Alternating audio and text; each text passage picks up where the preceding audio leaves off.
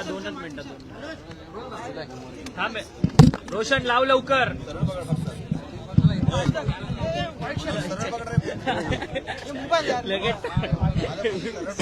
चालू करू का?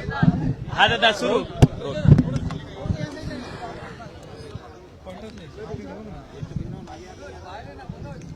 नागपूरमध्ये अधिवेशन जे सुरू आहे, खरं तर हे 3 आठवड्याचं अधिवेशन पाहिजे होतं, ज्याच्यामध्ये महाराष्ट्राचे विषय तर आपण घ्यायलाच पाहिजे होते, पण सगळ्यात प्रामुख्याने विदर्भाचे मुद्दे हे या अधिवेशनामध्ये चर्चेत यायला पाहिजे होते. पण दुर्दैव असं गल्लीतले विषय या अधिवेशनामध्ये जास्त चर्चेत दुर्दैवाने त्या ठिकाणी येत आहेत, पण महत्वाचे विषय कुठेतरी बाजूला राहत आहेत.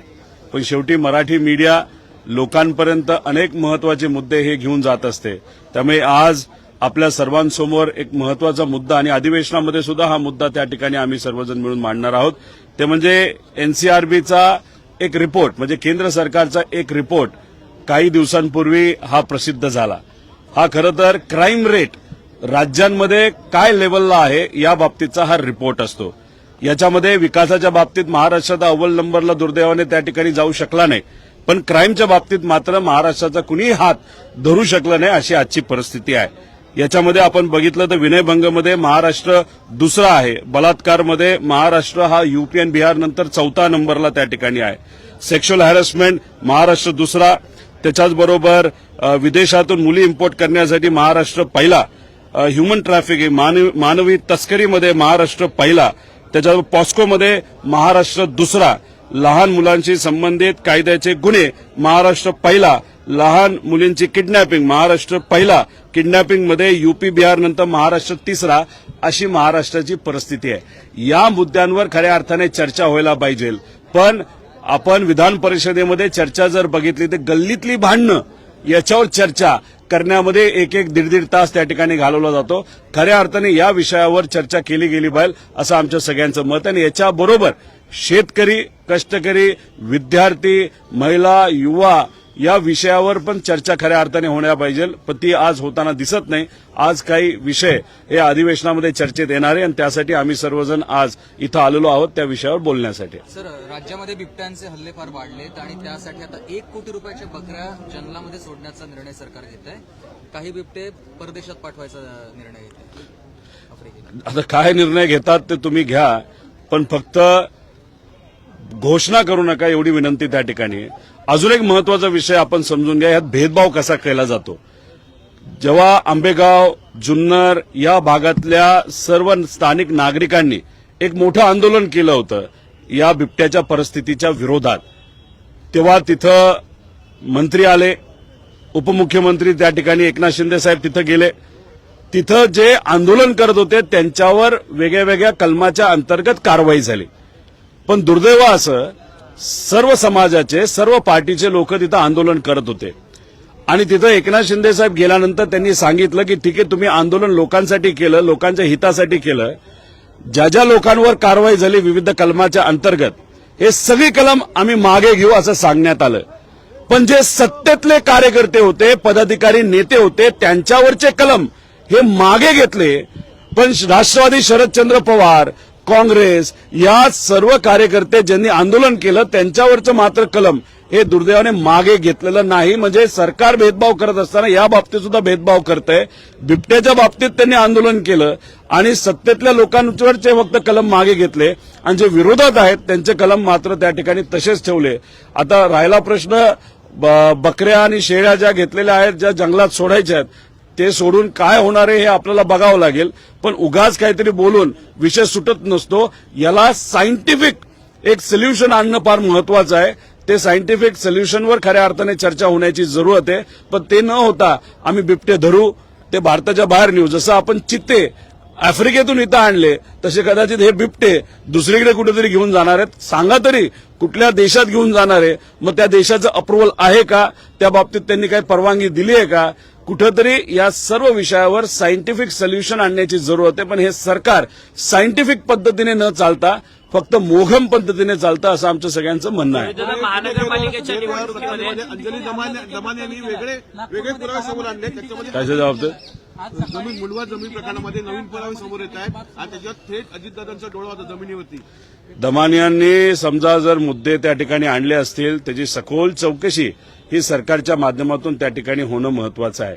फक्त मला एक कळत नाही, भ्रष्टाचार सर्वच पक्ष त्या ठिकाणी करतात, पण मुद्दे पुढे येत असताना भाजप सोडून मात्र मुद्दे सगळ्यांचेच पुढे येतात. सामाजिक कार्यकर्त्यांना मला विनंती आहे, हे सरकारच भ्रष्ट आहे. म्हणजे मुख्यमंत्र्यांपासून पण सर्व मंत्र्यांपर्यंत हे जे काही कार्यालय असतील या सगळ्यांचा फार चुकीच्या पद्धतीचा व्यवहार या राज्यामध्ये त्या ठिकाणी सुरू आहे. त्यामुळे मुद्दे पुढे येत असताना हायकमांड कुठले हे आम्हाला तरी त्या ठिकाणी सांगता येत नाही, पण कुठंतरी त्यांच्याच मित्रपक्षाचे म्हणजे भाजपच्याच मित्रपक्षाचे विषय पुढे येतात. जे कुठले असतील पुरावे असतील तर शहानिशा होणं महत्वाचं आहे. पण आमचं मत आहे, नागरिकांचं मत आहे, सामाजिक कार्यकर्त्यांनी काम करत असताना भेदभाव न करता सर्वच पक्षांचे भ्रष्टाचाराचे मुद्दे पुढे घेऊन आणले पाहिजे आणि त्याच्यावर सखोल चौकशी झाली पाहिजे. त्या जर सर्व पक्षाचे मुद्दे घेऊन आंदोलन करायला तयार असतील तर आम्ही सुद्धा त्यांच्याबरोबर राहून महाराष्ट्र हितासाठी आंदोलन त्या ठिकाणी करू. मुंबई महानगरपालिकेच्या निवडणुकीमध्ये भाजप आणि शिवसेनेची युती होताना पाहायला मिळणार आहे, परंतु त्या युतीमध्ये राष्ट्रवादी काँग्रेस पक्ष नसणार आहे, कारण की नवाब मलिक यांचा मुद्दा समोर घेत भाजपने ही हरकत जी आहे ती मांडलेली होती. 2 दिवसा अगोदर मुख्यमंत्री आणि उपमुख्यमंत्र्यांमध्ये या सगळ्या संदर्भात चर्चा सुद्धा झालेली असल्याचं पाहायला मिळतं. कुठेतरी अजित पवारांना एकाकी महायुतीमध्ये पाडलं जातंय. आज अजितदादांना एकटं पाडलं जात असावं, उद्या जाऊन एकनाथ शिंदे साहेबांना एकटं पाडलं जाईल. मुंबई महानगरपालिकेचं इलेक्शन झाल्यानंतर आकडेवारी ही बघितली जाईल.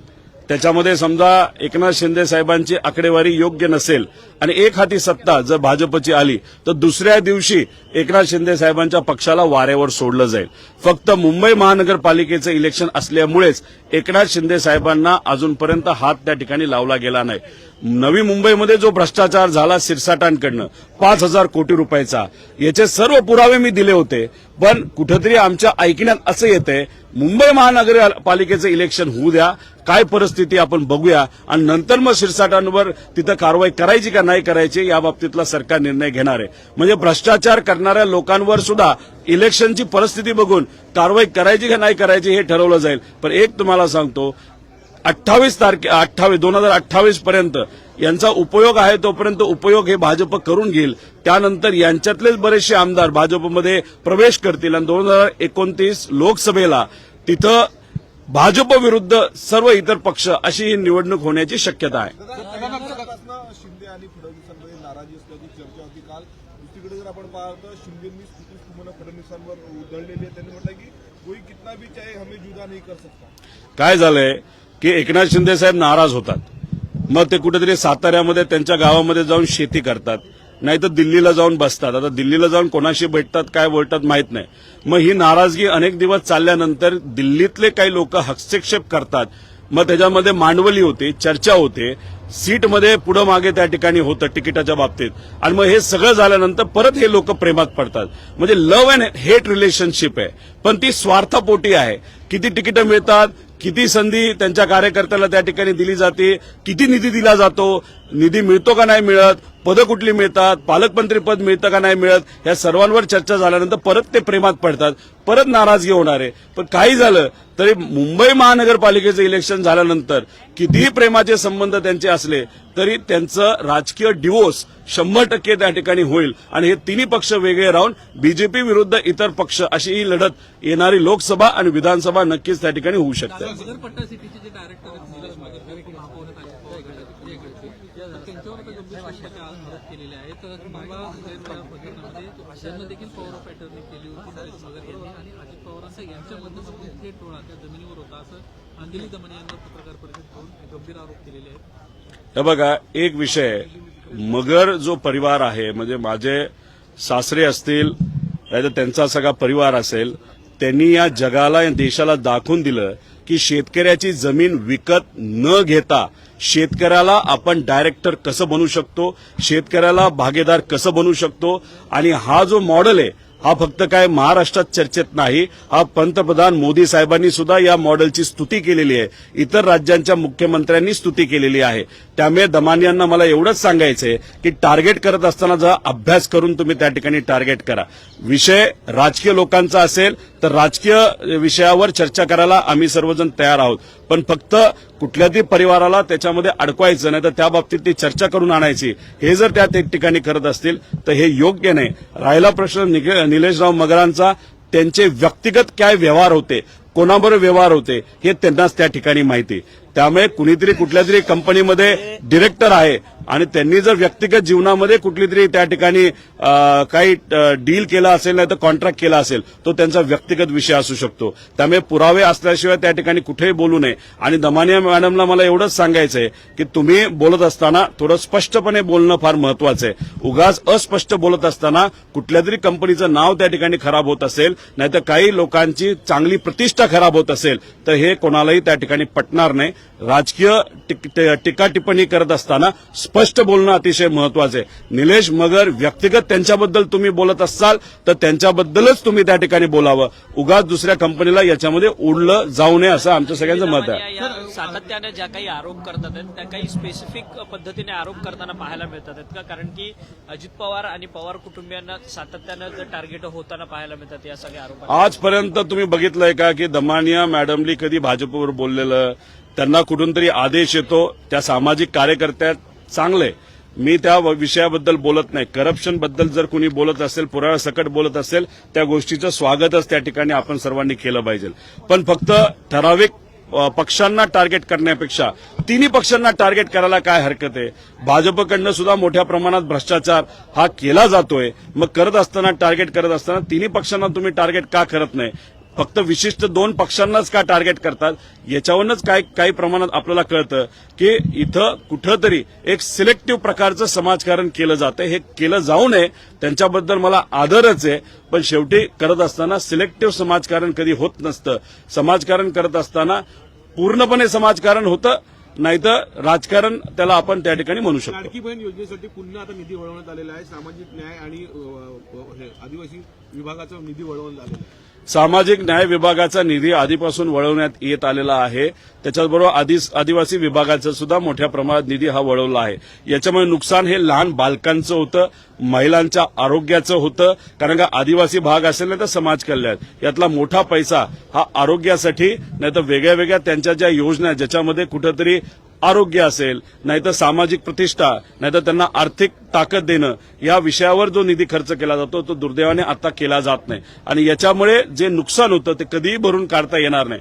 पण या सरकारला काय पाहिजे, स्वतः निधी कुठून आणायचा याच्यापेक्षा दुसऱ्याचा निधी घ्यायचा आणि मात्र त्या ठिकाणी तो निधी या लाडक्या बहिणींच्या योजनेसाठी वापरायचा. आमचं म्हणणं आहे की लाडक्या कॉन्ट्रॅक्टरला, म्हणजे हे लहान मराठी कॉन्ट्रॅक्टरबद्दल मी बोलत नाही, पण गुजरात आणि हैदराबादच्या कॉन्ट्रॅक्टरला, लाडक्या कॉन्ट्रॅक्टरला पैसा देऊन मलिदा खाण्यामध्ये मात्र हे सरकार कुठं कमी पडत नाही. तो मलिदा जरा कमी खावा, लाडक्या बहिणींनाही पैसे द्या, पण समाज कल्याण आणि आपल्या आदिवासी विभागाचा निधी कृपा करून वळू नका. नुकसान जर आज त्या बाबतीतलं झालं, जे झालेलं आहे ते परत कधीही भरून काढता येणार नाही. तुमचे कार्यकर्ते आहेत सूर्यकांत मोरे, त्यांच्यावरती विधान परिषदेत हक्कभंगाचा प्रस्ताव आणलाय. त्यांनी सभापतीच्या पदावरतून टीका केलेली आहे, टीका टिप्पणी, या सगळ्या प्रश्नांच्या संदर्भात हा सगळा हक्कभंग आणलेला आहे.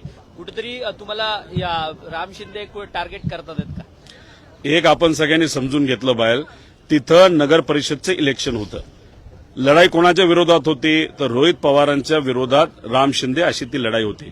राम शिंदे तिथं प्रचार करत असताना हे भाजपचा प्रचार करत होते. त्यांनी जे उमेदवार दिले होते ज्याच्यामधून काही गुंड होते, कोणाचा प्रॉस्टिट्यूशनचा व्यवसाय आहे, कुणी तिथं सावकार आहे, अशा लोकांचा प्रचार हे राम शिंदे सर नामखेड नगर परिषदेमध्ये करत होते. आता सूर्यकांत नाना मोरे बोलत असताना जे आमच्या विरोधात प्रचार करतात म्हणजे कोण होतं तर राम शिंदे सर व्यक्ती म्हणून होते. सभापती म्हणून त्या ठिकाणी कुठेही तिथं विरोध केला नाही. सभापती पदाबद्दल आणि तिथे असणाऱ्या सर्व आमदारांबद्दल आम्हाला आदर आहे, पण प्रचारच राम शिंदे आमच्या विरोधात गुंडांना घेऊन करत असेल तर आम्ही सुद्धा त्या बाबतीत विरोध करणारच ना. आम्ही राजकीय टीका टिप्पणी तिथं करणारच, आणि तीच टीका टिप्पणी हे सूर्यकांत नाना मोरेंनी तिथं केली. आमचं एवढंच म्हणणं आहे की इलेक्शनच्या काळामध्ये एकामेकांबद्दल बोललं जातं, पण विधान परिषद आणि विधानसभेमध्ये गरिबाचे मुद्दे, महिला सुरक्षतेचे मुद्दे, शेतकऱ्याचे मुद्दे, कष्टकऱ्याचे मुद्दे, युवांना नोकऱ्या कशा द्यायच्या या बाबतीतली चर्चा व्हायला पाहिजे का गल्लीतली भांडणं ही नगर परिषदेमध्ये चर्चा केली पाहिजे का फक्त राम शिंदे सरांचा इगो हर्ट झाला? आणि तुमचा इगो हर्ट होत असेल महाराष्ट्राच्या हिताचं काहीतरी करा, नाही तर मतदारसंघात एमआयडीसी आणण्याचा प्रयत्न करा. इगो हर्ट होतो म्हणून गल्लीतल्या एका कार्यकर्त्याला तुम्ही जर त्या ठिकाणी हक्कभंग आणत असाल हे उचित नाही. आणि मी एक गोष्ट स्पष्टपणे इथं सांगतो की शब्दांच्या माध्यमातून कोणाला जर इजा पोचली असेल नाही तर मन दुखावलं असेल तर त्या आमदारांची मी माफी मागतो. पण काही झालं तर सूर्यकांत मोरे असतील तर आमचा कुठलाही कार्यकर्ता असेल त्याच्यावर जर राष्ट्रीय दृष्टिकोनातून हल्ला केला जात असेल तर त्या कार्यकर्त्याच्या पाठीमागे येणाऱ्या कुठल्याही लिगल बॅटलमध्ये आम्ही भक्कमपणे तिथं उभा आहोत एवढंच या ठिकाणी सांगतो. परंतु विषय असता तर तिथपर्यंत ठीक होतं, पण हा रामटेकचा विषय नव्हता. अख्ख्या सभागृहाबद्दल सातत्यानं ते बोलत होते. मग तो लाल बिल्ल्याचा विषय असेल, जो दुष्काळात आला असं त्यांचं म्हणणं होतं. सर्व वरिष्ठ जे आहेत ते सर्व वरच्या सभागृहामध्ये असतात. ज्यांना काही काम नाही, केवळ 3 दिवसच त्यांचं काम असतं, अशा लोकांना ज्यांना पंचायत समितीपेक्षा सभापतीपेक्षा सुद्धा जास्त अधिकार आहेत, अशा व्यक्ती त्या विधान परिषदेमध्ये बसत असतात. अशा पद्धतीचं सभागृहाला कुठेतरी नावं ठेवणार हे सगळं भाषण. विधान परिषदेमध्ये असणाऱ्या आमदारांना माहिती असतं की विधान परिषदेमध्ये काय काम चाललंय, विधानसभेमध्ये असणाऱ्या आमदारांना माहित असतं तिथं काय काम चाललंय. आता जर कुणीतरी जिल्हा परिषदचा सभापती नाही तर पंचायत समितीचा सभापती, जसं सूर्यकांत नानाबोरो हे पंचायत समितीचे सभापती राहिलेले आहेत, त्यांना त्यांच्यापुरतंच माहिती आहे ना सभापती पंचायत समितीचा काय काम करतो. आणि उद्या जाऊन ते जर त्या पदावर राहिले असतील तर त्या पदाबद्दलची टिमकी ते वाजवणारच ना, त्याबद्दल चांगलं बोलणारच. त्यांना विधान परिषदेमध्ये काय होतं हे थोडी त्या ठिकाणी माहिती आहे. आणि मग बोलत असताना राम शिंदेच्या विरोधात ते तिथं त्या ठिकाणी बोलत होते, ते कुठेही पदाच्या विरोधात तिथं बोलत नव्हते. आणि आज दुर्दैवाने या सरकारच्या काळामध्ये आपण जर बघितलं, आता नागपूर अधिवेशन विदर्भासाठी अतिशय महत्वाचं अधिवेशन आहे. हे किती दिवसाचं आहे? हे 6 दिवसाचं आहे. पण ओव्हरऑल गेल्या 5 वर्षाचं ऍव्हरेज जर आपण काढलं तर 30 दिवसापेक्षा जास्त न विधान परिषद चालले न विधानसभा चाललेलं आहे. त्यामुळे खरंच खोलात जाऊन जर आकडेवारी करायला गेलो, खरंच विधानसभा आणि विधान परिषद चाललंय का 30 दिवसापेक्षा जास्त, याचाही सखोल अभ्यास त्या ठिकाणी केला पाहिजे.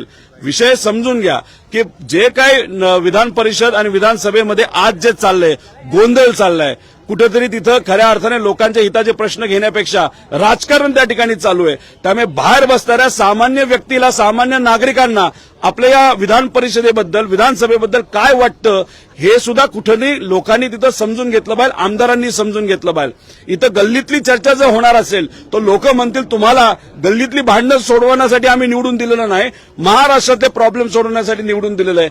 त्याच्यावर चर्चा करण्याची जरूरत आहे. हे नक्कीच लोकांचं मत हे गेल्या काही वर्षांमध्ये ज्या पद्धतीने आपलं विधान परिषद आणि विधानसभा चालू आहे त्याच्यावरनं या सगळ्या गोष्टी बघितल्यानंतर, ज्या पद्धतीचं भांडण इथं चालतं, राजकारण चालतं, या सगळ्या गोष्टी बघितल्यानंतर दुर्दैवाने विधान परिषद आणि विधानसभेबद्दल सामान्य लोकांचं मत हे कुठं ना कुठेतरी पूर्वीची जी परिस्थिती होती आणि आजची परिस्थिती बघितली कुठेतरी मत थोडंसं खराब झालंय असं आपल्याला म्हणावं लागेल. नाशिकमधला एक महत्वाची घटना समोर येते. नवरा बायकोची जोडी मिळालेली आहे. अहो मी आता तुम्हाला सांगितलं, मानवीय तस्करीमध्ये महाराष्ट्र पहिला आहे. विदेशातून मुली इम्पोर्ट करण्यामध्ये महाराष्ट्र पहिला, असं एनसीआरबी म्हणजे केंद्र सरकारचाच रिपोर्ट म्हणतो. तुम्ही एक कुठल्या तरी गावाचा विषय तिथं घेतलाय तस्करीबद्दल लहान मुलांच्या, इथं जर महाराष्ट्राची परिस्थिती बघितली तर महाराष्ट्र या देशामध्ये 1 नंबरला आहे तस्करीच्या बाबतीत.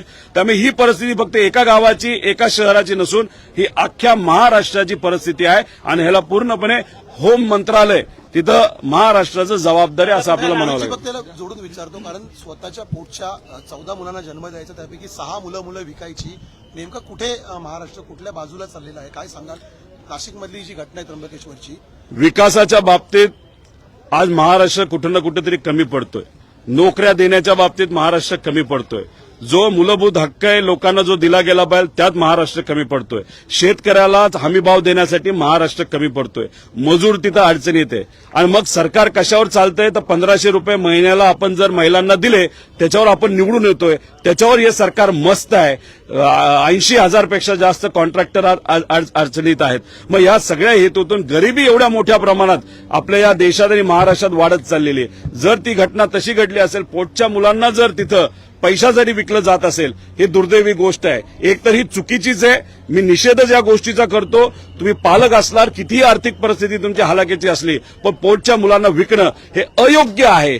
पण हे अयोग्य असताना त्यांच्यावर कारवाई करत असताना ही परिस्थिती का आली या महाराष्ट्रामध्ये याचाही खऱ्या अर्थाने अभ्यास सखोल दृष्टिकोनातून त्या ठिकाणी झाला पाहिजे अशी आमच्या सगळ्यांची मागणी दादा, आहे. एक शेवटचा प्रश्न. तुम्ही जय पवारांच्या लग्नात गेलेला होता. रोहित दादा, तुमचा आणि अजित पवारांचा डान्सचा व्हिडिओ संपूर्ण व्हायरल झालेला होता. त्यावरती देखील राम शिंदे यांनी आपली नाराजी व्यक्त केली की यांच्या राजकारणामुळे माझा बळी गेलाय म्हणून. राम शिंदे सरांचं कसं आहे, 2019ला पडले, ते रडले, त्यांना आमदारकी मिळाली. त्यानंतर 2024ला ते पडले, रडले, त्यांना सभापतीपद तिथं मिळालेलं आहे. त्यामुळे रडण्याची त्यांची थोडीशी सवय आहे. कोविडच्या काळामध्ये लोक महाराष्ट्राची अडचणीत होती, पण कर्जत जामखेडची सुद्धा अडचणीत होते. तेव्हा हे घरी बसून त्यांच्या लॉनला पाणी दिल्यामध्ये मग्न होते. आणि 2024ला प्रचार गुंडांना घेऊन माझ्या विरोधात तिथं केला. त्यामुळे इथं येऊन तुमच्यासमोर ते जर रडत असतील तर ती त्यांची जुनी सवय आहे. त्याला खूप सिरियसली तुम्ही त्या ठिकाणी घेऊ नका. इगोइस्टिक माणसाला इगो सांभाळणं जास्त महत्वाचं असतं, पद सांभाळण्यापेक्षा. त्यामुळे त्यांचं जे स्टेटमेंट आहे ते त्यांचं व्यक्तिगत स्टेटमेंट आहे, बाकी दुसरं कुठलंही नाही. आणि आम्हाला तुम्ही कितीही टार्गेट करा, म्हणजे आम्हाला कितीही अडचणीत आणण्याचा तुम्ही प्रयत्न करा, पण मी एवढंच आहे की आज आम्ही अडचणीत असलो, आज आम्हाला त्या ठिकाणी अडचणीत असले तरी आम्ही तिथं लढत राहू, एवढंच या ठिकाणी सांगतो.